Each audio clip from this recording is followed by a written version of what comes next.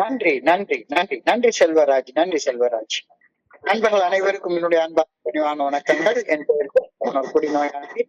அவளை இறைவனோட ஆலையும் தோழமையில இணைந்து செயல்படுவதால் நான் பெற்றுக்கொள்ளக்கூடிய அனுபவம் திரும்ப நம்பிக்கையாலையும் இன்னைக்கு ஒரே ஒரு நாள் நான் குடிக்கல, தெளிவா மன நிறைவா அமைதியா வாழ என்னாலான எல்லா முயற்சிகளையும் செய்து கொண்டிருக்கின்றேன்.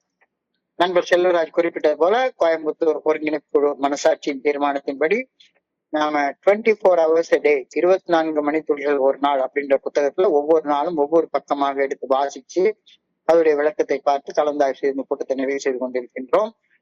அதன் தொடர்ச்சியாக இன்றைக்கு நாம காண இருக்கிற பக்கம் பிப்ரவரி மாதம் 27ஆம் தேதி. முதல்ல நண்பர் செல்வராஜ் அவர்களை இந்த பிப்ரவரி 27 பக்கத்தை வாசிக்குமாறு பணிவோட கேட்டுக்கொள்றேன். ஓடியோ செல்வராஜ். பிப்ரவரி 27. 24 மணி துளிகள் ஒரு நாள், 24 hours a day. பிப்ரவரி 27. தோழமையின் இன்றைய சிந்தனை. குடி நோயாளிகளாகிய நாம் மதுவின் முன் சக்தியற்று இருந்தோம். இது உண்மை. இந்த உண்மை மாற்ற முடியாதது. மறுத்து கொண்டு இருந்த இந்த உண்மையை தோழமையில் வந்து இணைந்த பின்னர் நாம் நிபந்தனையின்றி ஒப்புக்கொண்டோம். மது நம் வாழ்வில் அனைத்தையும் உறிஞ்சி எடுத்து நம்மை உதவியற்ற நிலைக்கு தள்ளிவிட்டு இருந்தது. நமது இயலாமையை முழு மனதுடன் முதலாக நாம் ஒப்புக்கொண்டோம். குடிக்கலாமா அல்லது குடிக்க வேண்டாமா என்பதை நம்மால் தீர்க்கமாக தீர்மானிக்க முடியவே இல்லை. நம்மால் எதுவும் செய்ய இயலாத காரணத்தால் நாம் குடிநோய் பிரச்சனையை முழுமையும் இறையருட் பேராற்றலது பாதங்களில் சமர்ப்பித்தோம். இதற்கு மேல் நாம் செய்ய வேண்டியது ஒன்றுமே இல்லை. சமர்ப்பணம் செய்த பின்னர் இறையருட் பேராற்றல் அந்த பிரச்சனையை பார்த்துக் கொள்ளும் என்று நம்பினால் மட்டும் போதுமானது. இறையருட் பேராற்றல் என் குடிநோய் பிரச்சனைக்கு தீர்வு காண நல்லதொரு வழியை காட்டும் என நான் உண்மையாகவும் உறுதியாகவும் நம்புகின்றேன். இன்றைக்கான தியானம். எனது ஆன்மா இறையருட் பேராற்றலுடன் உள்ளார்ந்த தொடர்பு கொள்வதற்கு இதுவே உகந்த நேரம். என் ஆன்மா இறையருட் பேராற்றலுடன் சங்கமிக்கும் உணர்வு இவ்வுலகில் வேறு எந்த உணர்வையும் விட உன்னதமானது. இறையருட் பேராற்றலுடன் என் ஆன்மா தொடர்பு கொள்வதற்கு ஏதுவான புனிதமான மௌனத்தை நான் தேடி கண்டடைய வேண்டும். அந்த ஒரு கன நேர தொடர்பு என் வாழ்வின் எல்லா காயங்களையும் குணமாக்கும். அதன்பின் நான் நலமுடனும் முழுமையாக அமைதியுடனும் வாழும் மனிதனாக மாறுவேன். எழுந்து நின்று பிறருக்கு பணி செய்யும் ஆற்றலை நான் அடைவேன். இறையருட் பேராற்றலது தொடர்பு என்று எல்லா நோய்களையும் குணமாக்க உள்ளது. நான் அந்த தொடர்பை உணர வேண்டும்.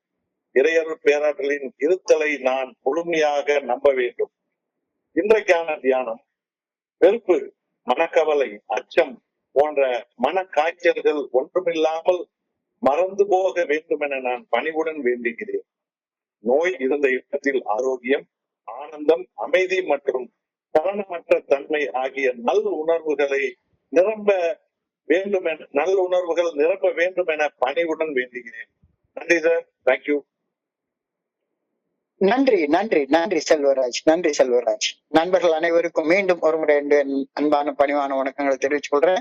என் பெயர் ஜான். நான் ஒரு குடிநோயாளி. எல்லாமல்ல இறைவனோட அருளாலையும் தோழமையை இணைந்து செயல்படுவதால் நான் பெற்றுக்கொள்ளக்கூடிய அனுபவம் திரும்ப நம்பிக்கையாலையும் இன்னைக்கு ஒரே ஒரு நாள் நான் குடிக்கல, தெளிவா மன நிறைவா அமைதியா வாழ என்னாலான எல்லா முயற்சிகளையும் செய்து கொண்டிருக்கின்றேன். நான் ஃபர்ஸ்ட் ஆல்கஹாலிக்ஸ் அனானிமஸ் அப்படின்ற பேரை கேட்ட உடனேயே எனக்கு இது என்னடா வினோதமான பேரா இருக்க, அது என்னது ஆல்கஹாலிக்ஸ் அனானிமஸ், என்ன பேரு, இந்த பேருக்கு என்ன அர்த்தம் அப்படின்னு யோசிச்சு பாக்குறப்ப நானா எனக்குள்ளார ஒரு அர்த்தத்தை கற்பனை பண்ணிக்கிட்டேன். ஆல்கஹாலிக்னா குடிக்கிறவன், அனானிமஸ்னா யாருக்கும் தெரியாம இருக்கிறவன். யாருக்கும் தெரியாம குடிக்க சொல்லி தர்ற ஒரு இடம் தான் ஆல்கஹாலிக்ஸ் அனானிமஸ் அப்படின்னு நான் நினைச்சுக்கிட்டேன். யாருக்கும் தெரியாம, அதாவது நான் குடிக்கிற ஊருக்கே தெரிஞ்சு போயிருது. அசிங்கப்பட்டுறேன், அவமானப்பட்டுறேன். அசிங்கப்படாம அவமானப்படாம யாருக்கும் தெரியாம அழகா சரியான அளவுல குடிச்சு எப்படி வாழ்க்கையை அனுபவிச்சு வாழ்றதுன்னு சொல்லி தர்ற ஒரு இடமாகத்தான் நான் ஆல்கஹாலிக்ஸ் அனானிமஸ ஆரம்ப காலகட்டங்கள்ல நினைச்சேன். ஃபர்ஸ்ட் ஏஏக்கு வந்து ஏஏடைய ஆல்கஹாலிக்ஸ் அனானிமஸ் அப்படின்ற அந்த பிக் புக் பெரிய புத்தகத்தை நான் வாங்கி அந்த டாக்டர்ஸ் ஒப்பீனியன் அப்படின்ற தலைப்புல டாக்டர் சில்கோத் அவர்கள் எழுதின அந்த முகவுரையை வாசிச்சப்பதான் ஆல்கஹாலிசம் அப்படின்ற ஒரு நோய், குடிநோய் அப்படின்ற ஒரு நோய் இருக்கு, நான் அந்த நோயால கஷ்டப்படுறேன் அப்படின்ற கருத்தை அப்பதான் எனக்கு புரிஞ்சுது. அதுக்கு முன்னாள் வரைக்கும் குடிநோய்னா என்ன அப்படின்னு எனக்கு தெரியவே தெரியாது, கொஞ்சம் கூட தெரியாது, ஐடியா கூட கிடையாது, ஒரு சின்ன ஐடியா கூட கிடையாது. அதுக்கு முன்னால நான் குடிக்கிற அளவை கட்டுப்படுத்தணும் அப்படின்னு தான் நினைச்சுக்கிட்டு இருந்தேன். அதனாலதான் ஆல்கஹாலிக்ஸ் அனானிமஸாக குடிக்கக்கூடிய குடி நோயாளிகள் சங்கமிக்கிற இடம் அப்படின்னு தான் நினைச்சிட்டு வந்தேன். இங்க வந்தா மோசம் செய்வது முதல் குடி, மோசம் செய்வது முதல் கோப்பை மது, ஒரு முறை குடிநோயாளி வாழ்நாள் முழுக்க குடிநோயாளி, குடிநோய் வளரும் தன்மையுடைய நோய், குடிநோய் குடும்ப நோய், குடும்பத்தையும் சேர்த்து பாதிக்கக்கூடிய ஒரு ஃபேமிலி டிசீஸ், இப்படிங்கிற கருத்து எல்லாம் இங்க வந்துதான் எனக்கு புதிதாக தெரிய வந்தது. அது வரைக்கும் எனக்கு தெரியவே இல்லை. அந்த டாக்டர்ஸ் ஒப்பீனியன் நான் பாக்குற நேரத்துலதான் புதுசாக ஒரு வார்த்தைய நான் கேள்விப்பட்டேன், மாரல் சைக்காலஜி, தார்மீக உளவியல் அப்படின்னு டாக்டர் சில்கோர்த் அந்த doctors ஒப்பீனியன்ல குறிப்பிடுறாரு. We doctors have realized for a long time that some form of moral psychology was of urgent importance to alcoholics, but its application presented difficulties beyond conception. Moral சைக்காலஜினா தார்மீக உளவியல், ஒழுக்கம் என்பது ஆன்மீக வாழ்க்கை வாழ்றதால முட்டம்னா ஒழுக்கம் வரும் அப்படின்ற. அப்போ ஆன்மீகத்தை வந்து உளவியல் விஞ்ஞானம் மருத்துவர்கள்லாம் எப்படி ஆன்மீகத்தை கத்து தருவாங்க? ஆன்மீகத்தை கத்து தர்றதுக்கு தாடி வச்சுக்கிட்டு சாமியார் தானே கத்து கொடுக்க முடியும், அல்லது அதுக்குன்னு ஸ்பெஷலா தியாலஜி படிச்ச ஏதாச்சும் ஒரு மத குருமாரு ஆச்சாரியாரு அவங்க தானே ஆன்மீகத்தை கத்து கொடுக்க முடியும். எப்படி டாக்டருங்க எல்லாம் ஆன்மீகத்தை கத்து கொடுக்க முடியும் அப்படின்னு டாக்டர் சில்கோத்தே வேந்து போய் நின்றுருக்காரு. அவருக்குமே புரியல. அவருக்குமே பில்டபிள்யூ வந்து அவருடைய ஹாஸ்பிட்டல்ல உள்ள பேஷண்ட்ஸுக்கு இத ஒரு நோயின்னு சொன்ன அந்த பரிணாமமே வித்தியாசமா இருந்திருக்கு டாக்டர் சில்கோத்துக்கு. அதுதான் அவர் அந்த அவருடைய டாக்டர்ஸ் ஒப்பீனியன்ற அந்த புத்தகத்துல அவரு எழுதி காட்டுறாரு. மாரல் சைக்காலஜி, ஆன்மீகம் சார்ந்த உளவியல், தார்மீக உளவியல், ஒழுக்கம் சார்ந்த உளவியல், இது குறித்த ஒரு அறிவை ஒரு குடிநோயாளி அடைவது அந்த அவதிப்பட்டு கொண்டிருக்கக்கூடிய குடிநோயாளிக்கு அவசரமாக தேவைப்படுது. ஏன்னா ஒழுக்கம் இல்லைன்னா அவன் செத்து போயிடுவான். எந்த வகையாச்சும் அவனை ஒழுக்கத்துக்கு கொண்டு வந்தாகணும், இல்லைன்னா அவன் செத்து போயிடுவான். அவன் கஷ்டப்பட்டு அவதிப்பட்டு அகால மரணத்தை சந்திச்சிருவான். ஸோ எப்படியாச்சும் ஒரு வகையில ஒரு மாரல் சைக்காலஜி அவனுக்கு கொடுக்கப்பட்டே தீரணும். அது வந்து ஆல்கஹாலிக்ஸ் அனானிமஸ் மூலமாக கொடுக்கப்பட்டிருக்கிறது அப்படின்ற கருத்தை டாக்டர் சில்கோத் அவர்கள் டாக்டர்ஸ் ஒப்பீனியன் அந்த சாப்டர் எழுதுறாரு. An alcoholic is an abnormal person in his body and mind. உடலிலும் மனதிலும் ஒரு அசாதாரணமான மனிதனாக ஒரு குடிநோயாளி இருக்கின்றான். நம்ம சாதாரண மனிதர்களை போன்ற உடலும் மனசும் இல்ல.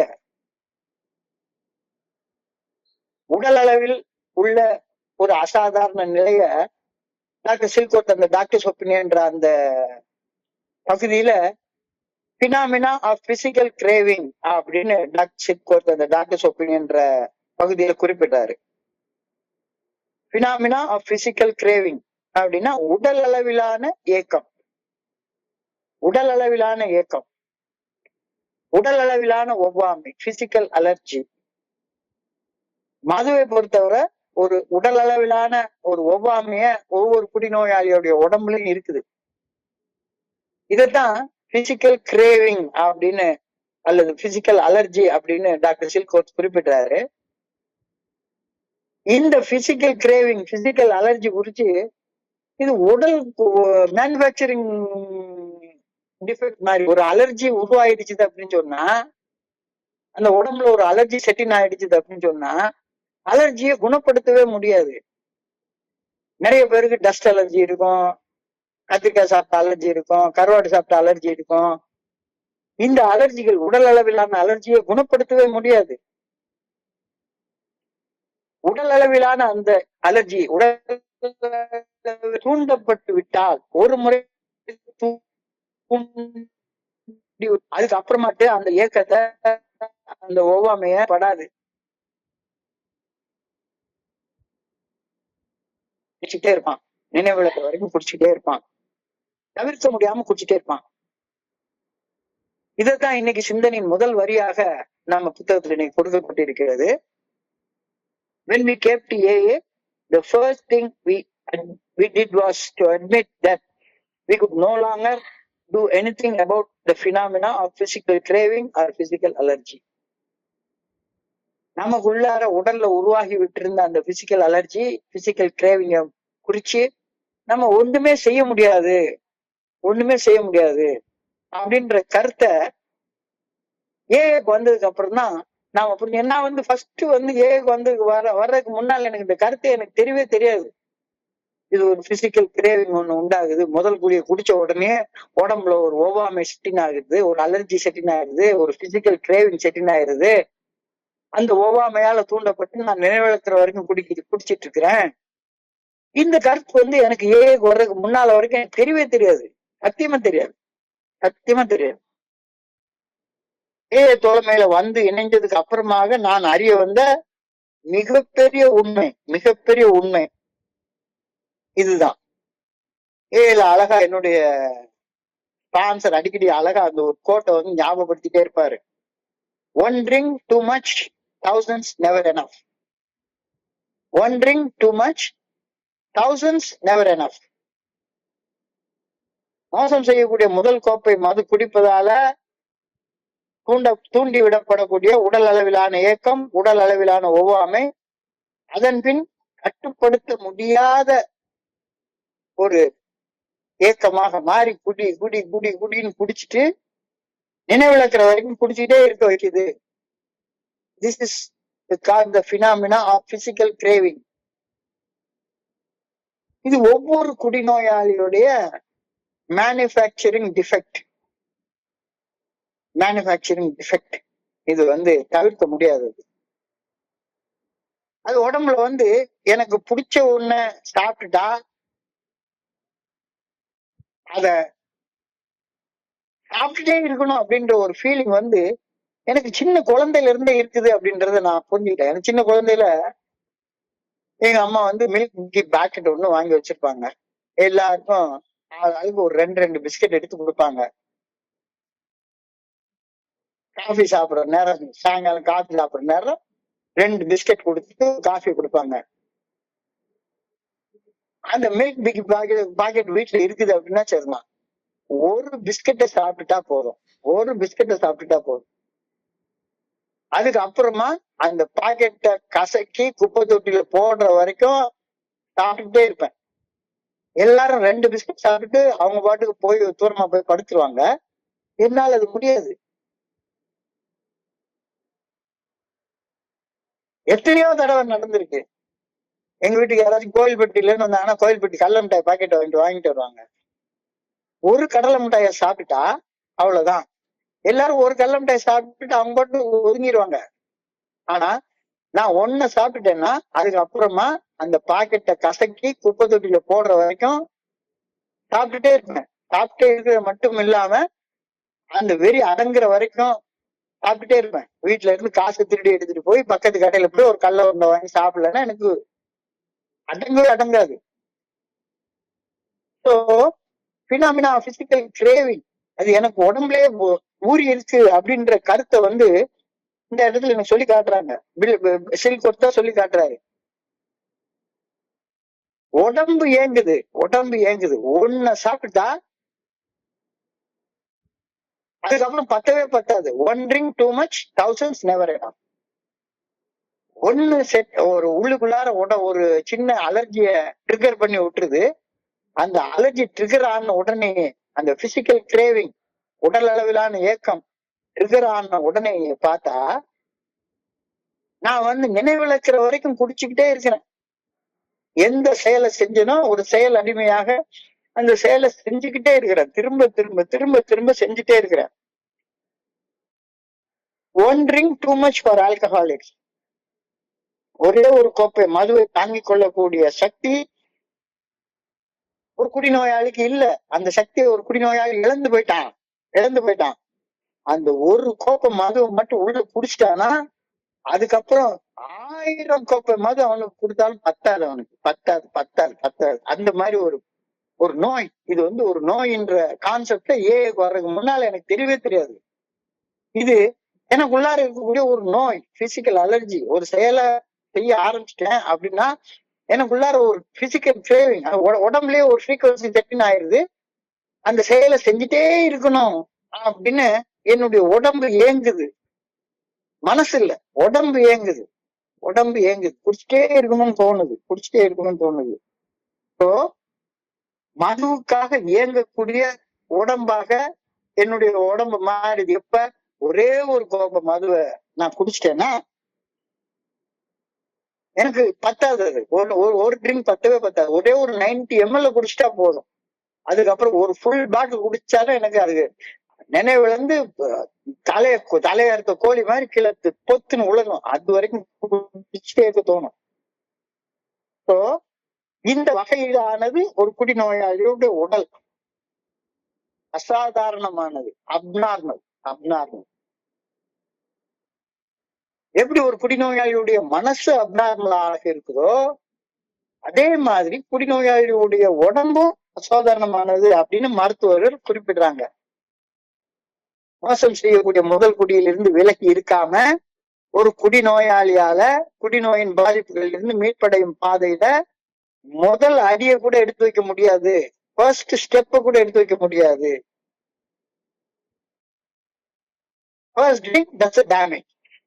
அந்த மோசம் செய்யக்கூடிய முதல் குடியை குடிச்சிட்டா அது ஒண்ணு போதும், கொஞ்சோண்டு மது உள்ளுக்குள்ளார ரத்தத்துல போய் கலந்துட்டா போதும். அதுக்கப்புறம் எவ்வளவு குடிச்சாலும் பத்தாது.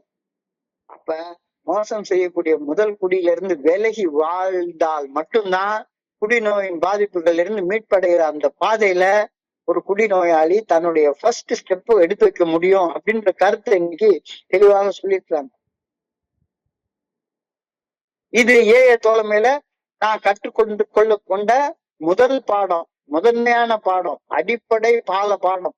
இந்த பாடம் என்ன? One drink too much. இந்த முதல் கோப்பை மதுவை நான் சாப்பிட்டுட்டேன்னா அவ்வளவுதான். அது வந்து எனக்குள்ளார ஒரு அலர்ஜியை செட்டின் பண்ணிடும், ஒரு பவர்லெஸ்னஸ் செட்டின் பண்ணிடும். அந்த பவர்லெஸ்னஸ் உந்தப்பட்டு, அந்த அலர்ஜியால உந்தப்பட்டு நான் நினைவுலக்கிற வரைக்கும் குடிச்சுக்கிட்டே இருப்பேன். பத்தாது. என்ன பண்ணியாச்சும் குடிச்சுட்டே இருப்பேன். எப்படியாச்சும் திருடுவேன், பொய் சொல்லுவேன், என்ன பண்ணியாச்சும் குடிச்சுட்டே இருப்பேன். அப்ப குடின்னு மனசு நச்சரிச்சுட்டே இருக்குது. மனசோட நச்சரிப்பு தாங்க முடியாம அந்த நச்சரிப்பா கட்டாயப்படுத்தப்பட்டு ஒரே ஒரு 90 ml அடிச்சுக்கலாம் தான் நான் போறேன். 90 ml உள்ள போன உடனே உடம்புக்கு மது ஒத்துக்க மாட்டேங்குது. நச்சுன்னு மண்டையில அடிச்சு நினைவிழக்கிற வரைக்கும் நான் குடிச்சுக்கிட்டே இருக்கிறேன். இது என்னுடைய நோய். We never could decide whether or not to drink the first fatal drink. அத முடிவெடுக்கவே முடியாது. ஏன்னா குடிநோயாளிகள் அனைவருடைய கடைசி நிலை எனக்கு அப்படித்தான் இருந்துச்சு. என்னால குடிச்சாலும் நிம்மதியா இருக்க முடியாது, குடிக்கலனாலும் நிம்மதியா இருக்க முடியாது. 90 ml குடிச்சிட்டேன் நிம்மதியா இருப்பேன்னா குடிச்சிட்டேன்னா நிம்மதியா இருக்க முடியாது. சரி குடிக்கல அப்படின்னா குடிக்கலனாலும் என்னால நிம்மதியா இருக்க முடியாது. அப்போ பிரச்சனை என்னால நிம்மதியா இருக்க தெரியலங்கிறதுல தானே இருக்கு. So அதைத்தான் என்ன சொல்றாரு, we never could decide whether or not to take that first fatal drink. தைலமா, இருமல் தன்மை, செய்யலாமா வேண்டாமா அப்படின்ற பிரச்சனை. செஞ்சாலும் பிரச்சனை, செய்யலனாலும் பிரச்சனை. குடிச்சாலும் நான் சந்தோஷமா இல்ல, குடிக்கலனாலும் நான் சந்தோஷமா இல்ல. கடைசி காலத்துல இதுதான் நிலைமை. சரி எங்கேயாச்சும் போய் இது பண்ணாங்க. நான் வந்து நிறைய ட்ரீட்மெண்ட் சென்டர்ஸ்க்கு ஆரம்ப காலகட்டத்துல போவேன். யாராச்சும் ஒரு ஆளு ட்ரீட்மெண்ட் சென்டர்ல அட்மிட் ஆகிருக்கிற ஒரு ஆள் முகத்துல ஒரு சிரிப்பு இருக்குமான்னு பார்த்தா இல்ல, சிரிப்பு இல்ல. ஒருத்தர் கூட சிரிச்சிருக்க மாட்டாங்க, ஒருத்தர் கூட சிரிச்சிருக்க மாட்டாங்க. 100ல ஒருத்தர் வேணா ஏதாச்சும் ஒரு ரேர் கேஸா இருக்கலாம், அது மரங்கலண்ட கேஸா இருக்கும். விட்டு பாரு, வெளியே போய் பாரு, நான் பிடிச்சுக்கிற போறேன் அப்படின்ற மாதிரி புலி பதுங்கி இருக்கிறது பாயிறதுக்காக அப்படின்னு ட்ரீட்மெண்ட் சென்டர்ல வந்து எவ்வளவு நாள் வேணாலும் பதுங்கி இருப்பான். 48 நாள் விரதம் கூட இருப்பாங்க மாலையை போட்டுட்டு, அது பதுங்கி இருக்கிறது. அப்ப இந்த ஒரு நிலைமைய என்கிட்ட நல்லா பாக்குறேன். ஒரு அழகான தமிழ் பாட்டு ஒண்ணு உண்டு, 2 மனம் வேண்டும் இறைவனிடம் கேட்டேன், குடித்து வாழ ஒன்று, குடிக்காம வாழ ஒன்று, ஆனால் இருப்பதோ ஒரு மனது. நான் என்ன செய்யறது, நான் என்ன செய்யறது? குடிக்கலன்னா குடிக்கணும் குடிக்கணும் குடிக்கணும்ன்ற மன வெறி என்னை சிரிக்க விட மாட்டேங்குது. குடிக்கலன்னா குடி நச்சரிச்சுக்கிட்டு அந்த மன வெறி, அதிதீவிர மன வெறி, அதிதீவிர மன கிளர்ச்சி, அதிதீவிர மன எழுச்சி, அது என்னை நிம்மதியா இருக்க விட மாட்டேங்குது. அந்த நச்சரிப்பு தாங்க முடியல, அந்த அப்சஷன் தாங்க முடியல அப்படின்னு போய் ஒரே ஒரு 90 ml அடிச்சுட்டா உடம்புல ஒரு அலர்ஜி செட்டின் ஆகி அவ்வளவுதான். உடல் அளவிலான ஒரு ஏக்கம் ட்ரிகர் ஆகப்படுது. மறுபடியும் போய் குடிச்சிட்டு சோ குடிக்கலன்னா குடிக்கணும் அப்படின்ற மன வெறி என்னைய கொண்டு போட்டுரும், குடிச்சா மது என்னைய கொண்டு போட்டுரும். ரெண்டுக்கும் இடையில இருதலை கொள்ளி எறும்பாக தவிச்ச தவிப்பு என்ன மாதிரி ஒரு குடிநோயாளி இன்னொரு குடிநோயாளிக்கு மட்டும்தான் புரியும்.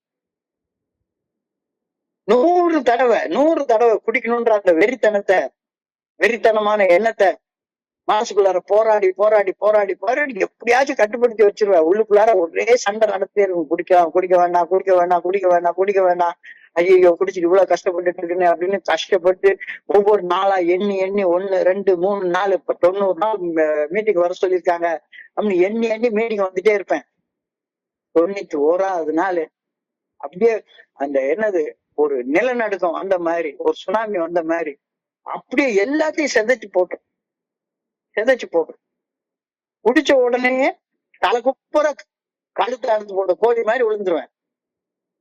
பழைய குருடி கதவை திரடி அதே பழைய வலி, அதே பழைய வேதனை, துன்பம், துயரம், பிரச்சனை, சிக்கல், இப்படியே வாழ்ந்துட்டு இருக்கேன். என்ன செய்யறது?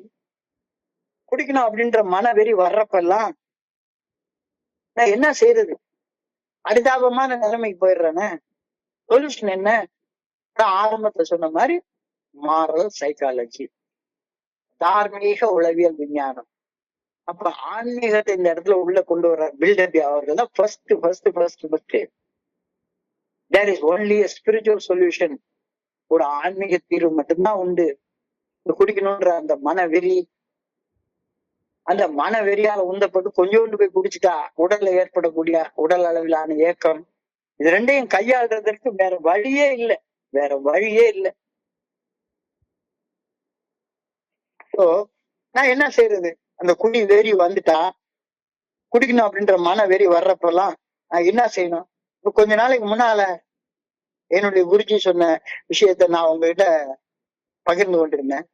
உனக்குன்னு வீட்டுல ஒரு 3 அடிக்கு 3 அடி ஒரு இடத்த உருவாக்கி வச்சுக்கோ, தூய்மையான ஒரு இடத்த உருவாக்கி வச்சுக்கோ.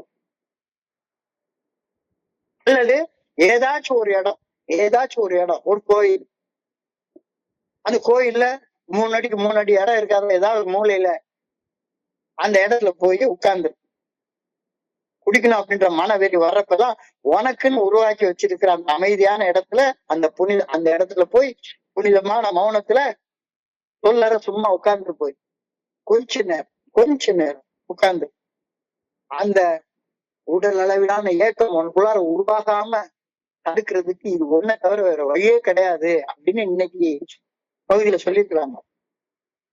மோசம் செய்கிற முதல் கூட்டிய குடிக்கணும் அப்படின்ற அதிதீவிர மன எழுச்சி, அதிதீவிர மன கிளர்ச்சி, அதிதீவிர மன வெறி உருவாகிற நேரத்துல எல்லாம் கண்ணை மூடி கடவுளுடைய பாதத்துல ஒரு 5 நிமிஷம் போய் உட்காரு. உன்னுடைய மனவெறி கொதிக்கிற பால்ல ஒரு சொட்டு தண்ணியை தூக்கி ஊத்திட்டா போதும், அப்படியே பால் கொதிக்கிறது அடங்கிரும். 5 நிமிஷம் உட்காரு, வேற வழியே கிடையாது அப்படின்ற கருத்தை இன்னைக்கு சொல்லியிருக்காங்க. We put the obsession to drink into the hands of the good orderly direction of our creator. அந்த 5 நிமிஷம் கண்ணை மூடி எனக்குள்ளார வெறித்தனமா வருது. குடிச்சிட்டா நினைவுல இருக்கிற வரைக்கும் நான் குடிச்சிட்டே இருப்பேன். இது கடந்த கால அனுபவம் எனக்கு சொல்லுது. I am powerless over alcohol. அதனால குடிக்கணும்ன்ற வெறி வர்ற நேரத்துல எல்லாம் புனிதமான மௌனத்துல உனக்குன்னு நீ உருவாக்கி வச்சிருக்கிற அந்த புனிதமான இடத்துல வாயை மூடிட்டு சும்மா சொல்லற உட்கார்ந்துரு. கடவுளுடைய பாதத்துல உன்னுடைய மன வெறிய வச்சுது. குடிச்சிடாத போய். குடிச்சேன்னா உள்ளுக்குள்ளார உடல் அளவிலான ஏக்கம் செட்டின் ஆயிரம். அப்புறம் நினைவுல இருக்கிற வரைக்கும் குடிச்சிட்டே இருப்பேன். இது நோய். We turn the whole thing over to that power greater than ourselves. நம்மிலும் உயர்ந்த சக்தியாக அந்த இறையருள் பேராற்றலுடைய பாதத்துல நம்முடைய அந்த குடிக்கணும் அப்படின்ற வீரிய கொண்டு போய் வச்சுட்டு உட்கார பழகிட்டோம். And we have nothing more to do about it. வேற என்ன செய்ய முடியும்? ஒரு சாதாரண ஒரு குடிநோயாளினா என்னால வேற ஒண்ணுமே செய்ய முடியாது. We have nothing more to do about this. We have to trust the good orderly direction of God to take care of our in the drinking problem, alcoholic problem, குடிநோய் பிரச்சனை. இத நேர்மையாக உண்மையாக முழுமையாக நான் செஞ்சுட்டேனா எனக்கு உள்ளுக்குள்ளார தப்பு செய்யணும் அப்படின்ற வெறி வர்ற நேரத்துல எல்லாம் அந்த தப்பு செய்யணும் அப்படின்ற வெறி, ஏன்னா அந்த செயலை ஒரு செயலை நான் செஞ்சுட்டேன்னா திரும்ப திரும்ப ஒரு செயல் அடிமையாக அந்த செயலை நான் செஞ்சுட்டே இருப்பேன். ஏன்னா ஐ ஆம் சப்ஜெக்ட் டு பிசிக்கல் கிரேவிங். எனக்குள்ளார உடல் அளவிலான முதல் தப்பை நான் செஞ்சுட்டேன்னா திரும்ப திரும்ப திரும்ப திரும்ப அந்த தப்பை செஞ்சுட்டே இருப்பேன். சூது விளையாடுனா என்னால நிறுத்தவே முடியாது, விளையாடிட்டே இருப்பேன். போன் பிக்சர் பார்க்க ஆரம்பிச்சேன்னா பார்த்துட்டே இருப்பேன், நிறுத்த முடியாது. சும்மா ஒரு ஷார்ட் ரீல்ஸ் பார்க்க ஆரம்பிச்சேன்னா பார்த்துட்டே இருப்பேன், நிறுத்த முடியாது, என்னால நிறுத்த முடியாது. ஸோ என்னுடைய இந்த அடிக்ஷன் ப்ராப்ளம அடிக்டிவா நான் பிஹேவ் பண்ணணும் அப்படின்ற மனவெறி எனக்குள்ளார உருவாகிற நேரத்துல எல்லாமே இறைவனுடைய பாதத்துல அந்த மனவெறியை வச்சுட்டு அமைதியாக இருக்க நான் கத்துக்கிட்டேனா. ஏன்னா தப்பு செய்யணுன்ற அகத்தூண்டுதல் பல நேரங்கள்ல உருவாகும். தப்பு செய்யணுன்ற அகத்தூண்டுதல் பல நேரங்கள்ல எனக்கு உருவாகும். அப்ப தப்பு செய்யணுன்ற அகத்தூண்டுதல் வர்ற நேரத்துல எல்லாம் அந்த முதல் தப்பை செஞ்சுட்டேன்னா திரும்ப திரும்ப திரும்ப திரும்ப நினைவுல இருக்கிற வரைக்கும் அந்த தப்பு செஞ்சுட்டே இருப்பேன். அடைச்சி என்னடா இது அப்படின்ற வரைக்கும் நான் அந்த தப்பு செஞ்சுட்டே இருப்பேன். தப்பு செய்யணும் அப்படின்ற அகத்தூண்டுதல் உருவாகிற நேரத்துல எல்லாம் புனிதமான மௌனத்துல நான் எனக்குன்னு உருவாக்கி வச்சிருக்கிற அந்த இடத்துல இறைவனோட போய் உட்கார்ந்து இறைவன் பாதத்துல என்னுடைய செயல் அடிமைத்தனத்தை என்னுடைய அடிக்ஷனை வைக்க நான் பழகிட்டேனா அப்படின்ற கேள்வியை நீ கேட்டிருக்காங்க. இதை தொடர்ந்து ஒரு ஆழமான தியானம். என்னுடைய மனசுல ஏதோ ஒரு தப்பு செய்யணும் அப்படின்ற ஒரு அதிதீவிரமான அகத்தூண்டுதல் இருக்குன்னு வச்சுப்போம். குடிக்கணும்ன்ற அகத்தூண்டுதலாக இருக்கலாம், அல்லது லஞ்சம் வாங்கணும் அப்படின்ற அகத்தூண்டுதலாக இருக்கலாம், அல்லது ஏதாச்சும் ஒரு காம ரீதியான தப்பு செய்யணும் அப்படின்ற ஒரு அகத்தூண்டுதல், அதிதீவிர அகத்தூண்டுதல் இருக்கலாம்.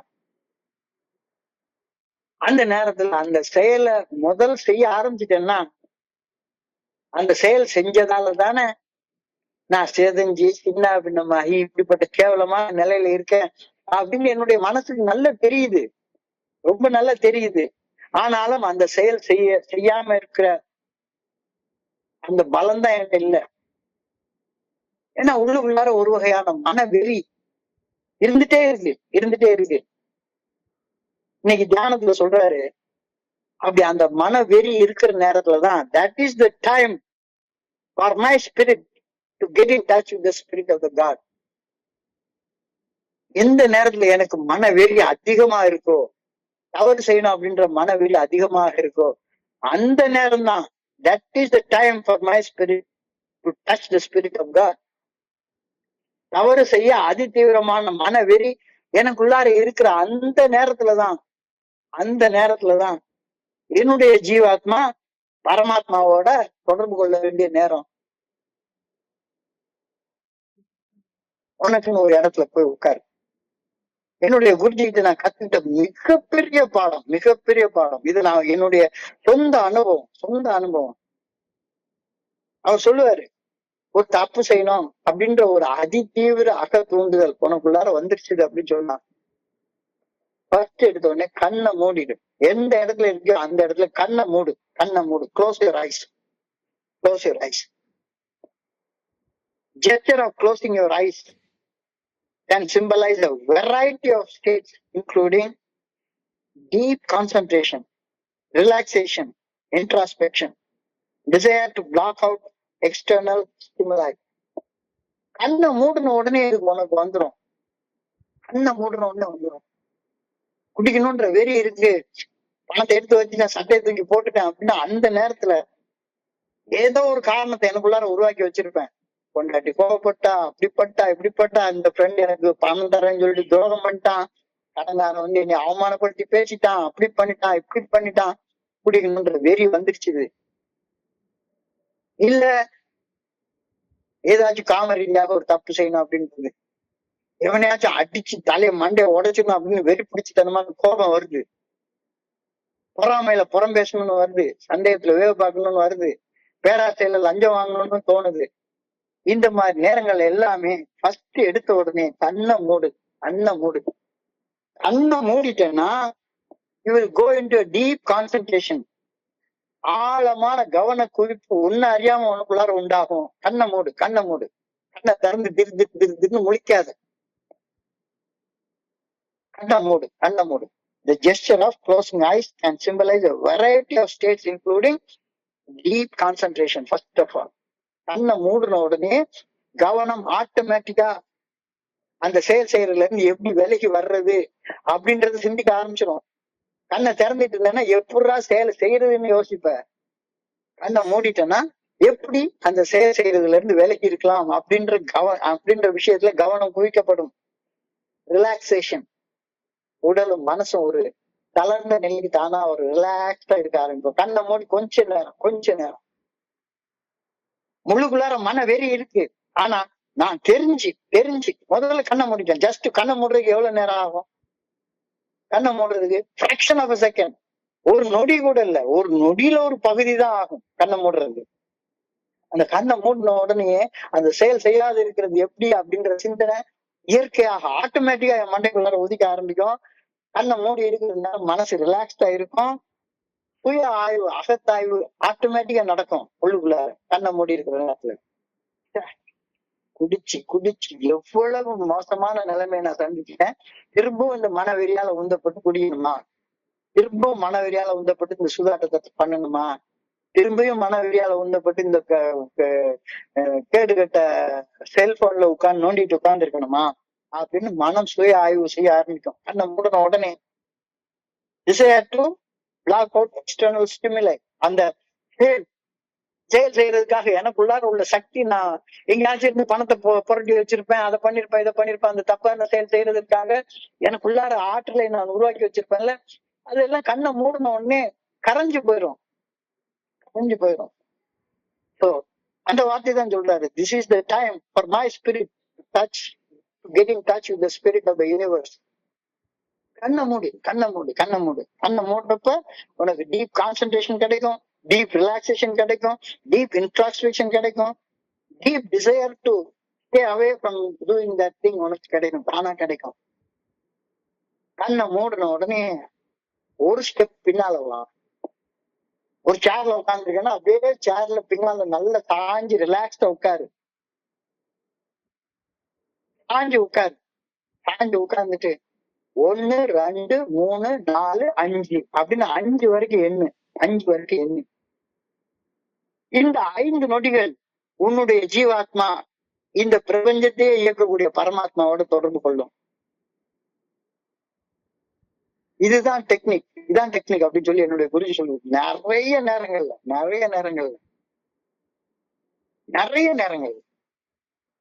நான் இந்த டெக்னிக்கை பயன்படுத்தி கண்ணை மூடு, ஒரு அடி பின்னால போ, 1 2 3 4 5 எண்ணு. அந்த போயிட்டு இட்ஸ் கான் அப்படின்ற மாதிரி அந்த அதிதீவிர மன வெறி உங்ககிட்ட இருந்து மறைஞ்சு போயிருக்கும். அந்த 5 நொடிகள்ல உன்னுடைய ஜீவாத்மா இந்த பிரபஞ்சத்தை இயக்கக்கூடிய பரமாத்மாவோட தொடர்பு கொள்ளும். I will feel a deep sense of the presence of the almighty power. இந்த எக்ஸ்பீரியன்ஸ் வந்து இறைவனுடைய பிரசன்னம் என்ன சூழ்ந்து இருக்குது அப்படின்றத எனக்கு உணர்த்தும். ஒரு சூப்பர் நேச்சுரல் டிரான்ஸ்பர்மேஷன் எனக்குள்ளார உருவாகும். ஒரு ஸ்பிரிச்சுவல் இன்சைட் அண்ட் அண்டர்ஸ்டாண்டிங் அது எனக்கு உருவாகும். 5 நொடியில உருவாகும். Emotional and physical experience, I feel empowerment. So இதெல்லாம் நடக்குதா? இன்னைக்கு தியானத்துல அதை கொடுத்திருக்காங்க. அதாவது எந்த நேரத்துல நீ வந்து ஒரு தவறு செய்யணும்னு ஒரு அதிதீவிரமான மன வெறிய உனக்குள்ளார உணர்ற நேரத்துல அந்த நேரம் தான் உன்னுடைய ஸ்பிரிட் ஆஃப் த யூனிவர்ஸோட தொடர்பு கொள்ள வேண்டிய நேரம். அந்த மோடு ஒரு ஸ்டெப் பின்னால போ, 1 2 3 4 5 கவுண்ட் பண்ணு. அந்த 5 கவுண்ட் பண்ற நேரத்துல உனக்குள்ளார ஒரு டீப் கான்சென்ட்ரேஷன் உண்டாகும், டீப் ரிலாக்ஸேஷன் உண்டாகும். உனக்குள்ளார அகத்தாய்வு செய்து பார்ப்ப, அந்த 5 செகண்ட்ல பார்ப்ப, ஒரு டிரான்ஸ்பர்மேஷன் உண்டாகும். தப்பு செய்யணும்ன்ற அகத்தூண்டுதல், அதிதீவிர மன வெறி இருக்கிற அந்த நேரம் தான் ஆண்டவனோட தொடர்பு கொள்ள வேண்டிய தொடர்பு கொள்ள நான் அழைக்கப்படுற நேரம் அப்படின்றத புரிஞ்சுக்கோ. ஒரு தப்பு இல்லை, எத்தனை தப்பு செய்ய போறோம் மனசுல உள்ளுக்குள்ளார நினைச்சுட்டே இருக்கும். இந்த பொண்ணை பார்க்கணும், அந்த பொண்ணை பார்க்கணும், இந்த மாதிரி போய் சொல்லி இவ்வளவு பணம் சம்பாதிக்கணும், அது பண்ணும் இது பண்ணும். தப்பு செய்யறதுக்கான அகத்தூண்டுதல், அதற்கான சமாதானங்கள், சால்ஜாப்புகள் 1000 உள்ளுக்குள்ளார வந்துட்டே இருக்கும்.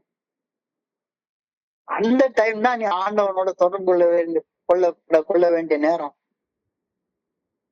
இதுதான் இன்னைக்கு தியானத்துல கொடுக்கப்பட்டிருக்கிற முதல் வரி. This is the time for my spirit to get in touch with the spirit of the universe.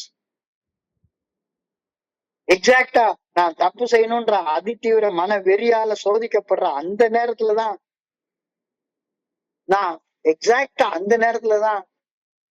ஆண்டவனை தொடர்பு கொள்ள வேண்டிய நேரம். ஆண்டவா கீழே விழுந்துட்டா அவ்வளவுதான், திரும்ப எழுப்பி உள்ள முடியாத அளவுக்கு ஆயிப்போயிரும். அந்த 5 செகண்ட்ல ஒரு தப்பு செய்யறது தவிர்க்க முடியாத காரணத்தினால 5 வருஷம் ஆகலாம், 50 வருஷம் கூட ஆகலாம். அதே குற்ற உணர்ச்சியை போட்டு மண்டையில் வர போட்டு ஒலட்டிட்டு இருந்து கண்ணை மூடுறப்ப கவன குறிப்பு நடக்கும். என்ன இடையர் பேராட்டில் இயக்கி கொண்டிருக்கிறா அப்படின்ற ஆழமான உண்மை உனக்கு உண்டாகும். ஏன்னா அந்த பர்டிகுலர் அந்த எக்ஸாக்டா அந்த நேரத்துலதான் நீ இறைவனுடைய தொடர்பு கொள்ள வேண்டிய நேரம்.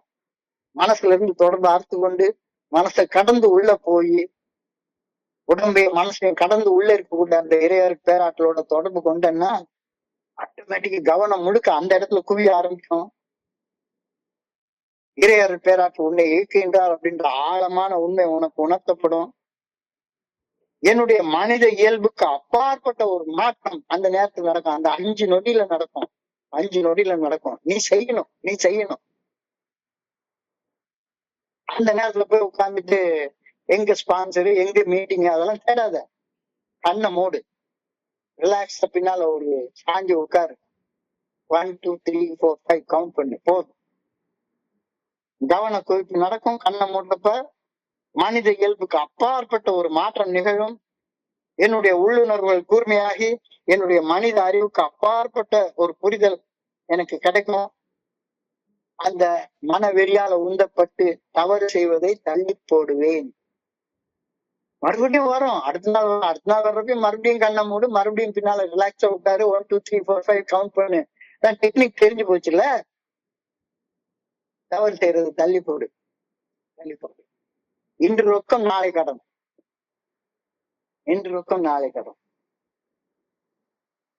நாளை முதல் குடிக்க மாட்டேன்னு சத்தியம் பண்ணி தங்கம். இன்னைக்கு ராத்திரிக்கு தூங்க வேணும், ஊத்திக்கிற கொஞ்சம் கிடையாது. நாளைக்கு குடிச்சுக்கிறேன், இன்னைக்கு குடிக்க மாட்டேன். நாளைக்கு குடிச்சுக்கிறேன். குடிக்கிறத ஒரு நாள் தள்ளி போடு. குடிக்கிறத நிறுத்துறத தள்ளி போடாத. இன்னைக்கு மட்டும் தப்பு செஞ்சுக்கிறேன், நாளையில இருந்து தப்பு செய்ய மாட்டேன், அந்த எண்ணம் வேண்டாம். இன்னைக்கு தப்பு செய்ய மாட்டேன்னு தப்பு செய்யறத நாளைக்கு தள்ளி போடு. அப்ப you will gain an emotional and physical experience of relaxation. தப்பு செய்யறத மட்டும் தள்ளி போட்டு பாரு, எவ்வளவு ரிலாக்ஸேஷன் உனக்கு கிடைக்கும்ன்றது உனக்கு புரிய வரும் அப்படின்னு சொல்றாரு. உணர்வு ரீதியான தளர்வு, உடல் ரீதியான தளர்வு உடனடியாக கிடைக்கிறது என்னால உணர முடியும். கண்களை திறக்கும் போது முகத்துல ஒரு புன்னகை இயல்பாக இயற்கையாக இருக்கும். தவறு செய்யும் என்ற அகத்தூண்டுதலை வென்றுவிட்ட ஒரு வெற்றி உணர்ச்சி நமக்குள்ளார இருக்கும். அந்த எம்பவர்மெண்ட் என்னுடைய உடல், உள்ளம், உணர்வு ஆகியவற்றில ஒரு புத்துணர்ச்சி, ஒரு புதியதொரு ஆற்றல், empowerment. I know that this feeling of the spirit is much more important than all sensation of material things. எல்லாத்தை விட முக்கியமானது இதுதான். ஒரே ஒரு தவறான ஆசைய அடக்கி பாரு, வென்று பாரு. 1000 தவறான ஆசைகளை அடைந்ததை விட ஆனந்தம் உனக்கு தாராளம். ஏன்னா தவறான ஆசையை செஞ்சு முடிச்ச உடனே குற்ற உணர்ச்சி வந்து தலை தொங்க போட்டுட்டுதான் இருப்ப. ஆனா அந்த 5 செகண்ட்ல தலை நிமிர்ந்திருக்கும். ஒரு தவறான ஆசையை வென்று பார், அடக்கிப்பார். 1000 தவறான ஆசைகளை அடைந்ததை விட ஆனந்தப்படுவாய். தவறான ஆசைகளை நிறைவேற்றிக் கொள்வது கொஞ்ச நேரம் நிலைக்கக்கூடிய சின்ன சிற்றின்பம். ஆனால் இறையாளர் பேராக்களோட உள்ளார்ந்த தொடர்பை வளர்ப்பது 5 செகண்ட்ல இருந்தா கூட அது நிலைத்திருக்கக்கூடிய பேரானந்தம். செஞ்சு பாரு. இப்ப நான் வந்து உங்களுக்கு இதை பிரசங்கம் பண்ணல, சத்தியமா நானும் எல்லாரையோட மோசமான கீழ்நிலையில உள்ள குடிநோயாளி, கார்டன் வெரைட்டி ஆல்கஹாலிக், ரொம்ப மோசமான குடிநோயாளி. என்னால அந்த 5 செகண்ட் 1 2 3 4 5 5 என்றது கண்ணை மூடி தளர்வான நிலையில இந்த தப்ப நான் இப்ப செய்ய மாட்டேன் அப்படின்னு 5 செகண்ட் என்னுடைய ஆன்மா இந்த பிரபஞ்சத்தை இயக்கக்கூடிய அந்த பரமாத்மாவோட தொடர்பு கொள்ள முயற்சி பண்ற நேரத்துல எனக்கு இவ்வளவு கிடைக்குது. கவன குறிப்பு கிடைக்குது, மனித இயல்புக்கு அப்பாற்பட்ட ஒரு மாற்றம் கிடைக்குது, என்னுடைய உள்ளுணர்வுகள் கூர்மையாகுது, என்னுடைய மனித அறிவுக்கு அப்பாற்பட்ட ஒரு புரிதல் கிடைக்குது, emotional and physical relaxation, empowerment, இது எல்லாம் எனக்கு கிடைக்குது. எப்ப? ஒரு தவறான ஆசையை ஜெயிக்கிறப்ப. தவறான ஆசையை செஞ்சுவிட்டா தலை குனிஞ்சிருக்கும். தவறான ஆசைய வென்றுட்டா, இன்னைக்கு ஒரு நாள் குடிக்கல அப்படின்னா கொஞ்சம் கொஞ்சமா முகத்துல புன்னகை வர ஆரம்பிக்கும். அந்த புன்னகை நிரந்தரமாக தங்கிடும். ஆசை அடைய செயல்படுற மனசை அடக்க வெல்ல ஒரே வழி புனிதமான மௌனத்துல சொல்லற சும்மா அமர்ந்திருத்தல் மட்டும்தான். I must seek a silence of the spirit, touching with God. 5 நிமிஷம், 5 செகண்ட் முதல்ல ஆரம்பி. 5 செகண்ட். இன்னைக்கு இந்த மீட்டிங் முடிச்சுட்டு போன உடனே செல்போன் எடுத்து தப்பா ஒரு படம் பார்க்கணும்னு இருந்தா கண்ணை மூடி 1 2 3 4 5 கவுண்ட் பண்ணுங்க. 5 செகண்டுக்குள்ளார மாறும்.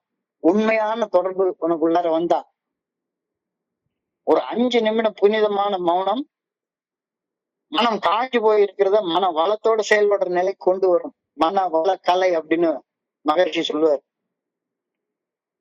மன வளக்கலை. ஒரு 5 நிமிஷம் புனிதமான மௌனத்துல சொல்லற சும்மா அமர்த்தி இருக்கிற நேரத்துல வறண்டு போயிருக்கக்கூடிய மனம் வளமான மனமாக மாற்றம் அடையும். இதை நான் வெறுமன வார்த்தையால சொல்லல, என்னுடைய அனுபவத்தை சொல்றேன். இது மனதை வளப்படுத்தக்கூடிய மன வளக்கலை. தப்பு செய்யணுன்ற அகத்தூண்டுதல் இருக்கும்போது வறட்சியில் இருக்கக்கூடிய மனம், வளம் இல்லாத மனம், ஒரு செயல் அடிமையாக செஞ்சு தப்பிய திரும்ப திரும்ப செஞ்சுட்டு இருக்கிற மனம் வளப்படுற நிலைக்கு வந்து சேரும். மனம் வளம் அடையும் போது நிம்மதி, நிறைவு, ஆனந்தம் உள்ள சமநிலை இயல்பாக அந்த வறண்டு போன இடத்துல வந்து உட்காரும். மனம் வளத்தோட நிம்மதியா நிறைவா ஆனந்தமாக இருக்கிறப்ப மட்டும்தான் நான் என்னுடைய சக மனிதர்களுக்கு பணி செய்யவே முடியும். இல்லாட்டி பண்ணி எப்படி பணி செய்வ? God's touch is a potent healer. எந்த நோயா இருந்தாலும் குணமாக்கும்யா, நம்பு. Physical, mental, emotional and spiritual healing, divine connection, transformation, ஆழமான நம்பிக்கை. I must feel that touch and sense God's presence. ஏன்னா எனக்கு வேற வழியே கிடையாது. அதனாலதான் நான் முதல்ல பவர்லெஸ்னஸ் ஒரு ஆல்கஹால சொல்லிட்டு இப்படி ஒரு ஆழமான தியானத்தை பத்தி சொல்லியிருக்காங்க. I pray that the fever of resentment, worry, fear may melt to nothingness. மனசுக்குள்ளார வெறுப்பு, எரிச்சல், கசப்பு, காம உணர்ச்சி, அது இது எல்லாமே இருக்குது. இது எல்லாமே ஒண்ணுமில்லாம போயிடணும் ஐயா, விட்டுரு. இந்த உணர்வுகளால் தூண்டப்பட்டு தப்பு செய்யறதுல இருந்து என்னை காப்பாத்து அப்படின்னு ஒரு பிரேயரை சொல்ற. I pray that health, joy, peace and serenity may take its place. எந்த இடத்துல மனம் வறண்டு போயிருந்தோ அந்த இடத்துல மனம் வளமாக இருக்கிறதுக்கு ஆண்டவா எனக்கு உதவு. அதுக்கு என்ன செய்யணும்? கண்ணை மூடு, ஒரு ஸ்டெப் பின்னால போ, 1 2 3 4 5 5 செகண்ட் முதல்ல கவுண்ட் பண்ண ஆரம்பி. அதை ஒரு பழக்கமாக மாற்று. 5 செகண்ட் வந்து 5 நிமிஷமா மாறும், 5 நிமிஷம் 10 நிமிஷமா மாறும், 10 நிமிஷம் 15 நிமிஷமா மாறும், 15 நிமிஷம் அரை மணி நேரமா மாறும், அரை மணி நேரம் 1 மணி நேரமா மாறும். உன்னுடைய ஜீவாத்மா பரமாத்மாவோட கொண்டிருக்கக்கூடிய தொடர்பு உனக்கு கொஞ்சம் கொஞ்சமா புலப்பட ஆரம்பிக்கும். ஒரே ஒரு ஆசையை அடக்கி பாரு, 1000 ஆசை அடைஞ்சதை விட நீ ஆனந்தப்படுவாய். ஆசை அடைகிறதுல ஆனந்தம் இல்ல, ஆசை அடக்கிறதுலதான் ஆனந்தம் இருக்கு. ஒண்ணு ஒண்ணா யாதனின் நீங்கியா நோதல் அதனின் இளன். கல்லு மாதிரி இருக்கிற உன்னுடைய மனசுல தேவையில்லாத பக்தியில விலைக்கு வெட்டி எடுத்து எரிஞ்சு பாரு, உள்ளுக்குள்ளார இருக்கக்கூடிய கடவுளுடைய தர்சனம் உனக்கு கிடைக்கும். இந்த கருத்து எல்லாம் ஒரு குடிநோயாளிகளுக்கு சொல்ற கருத்தாங்க. ஆனா இன்னைக்கு அதுதானே சொல்லியிருக்காங்க இன்னைக்கு தியானத்துல. ரொம்ப ஒரு அழகான சிந்தனை. எனக்கு குடி நோயாளியாகி எனக்கு என்னுடைய நோய்வாய்ப்பட்ட மனசு, நோய்வாய்ப்பட்ட உடம்பு, இதுக்கு எனக்கு வேற வழியே கிடையாது. தப்பு செய்யணும்ன்ற அகத்தூண்டுதல் வர்ற நேரத்துல எல்லாம் கண்ணை மூடு, ஒரு ஸ்டெப் பின்னாலப்போ 1 2 3 4 5 கவுண்ட் பண்ணு, போதும், எல்லாமே சரியாயி போயிடும். 5 செகண்ட்ல மாறக்கூடிய விஷயத்த செஞ்சு விட்டு 5 வருஷம் ஏன்டா கஷ்டப்படுற? இந்த கேள்வி தான் இன்னைக்கு நமக்குள்ளார வைக்கிறாங்க, தியானமாக வச்சிருக்கிறாங்க, பிரார்த்தனையா வச்சிருக்கிறாங்க. இன்றைய பகுதியை படிக்கிறப்ப என் மனதை கடன் சென்ற சிந்தனைகள் உங்களோட பகிர்ந்து கொள்ள இந்த நல்ல வாய்ப்பு உருவாக்கி கொடுத்த இந்த குழுவிற்கு என்னுடைய மிக பணிவான நன்றிகளை தெரிவித்துக் கொள்றேன். பொறுமையாக கேட்ட ஒவ்வொரு நண்பருக்கும் என்னுடைய பணிவான நன்றிகள். இந்த இரவு பொழுது நண்பர்களுக்கு இனிமையான இரவாக அமைய இரவு பணியோட வேண்டிக் கொள்கின்றேன். நன்றி நன்றி நன்றி நன்றி நன்றி. வாழ்க வையகம், வாழ்க வளமுடன். Over to you Selvaraj. Thank you very much.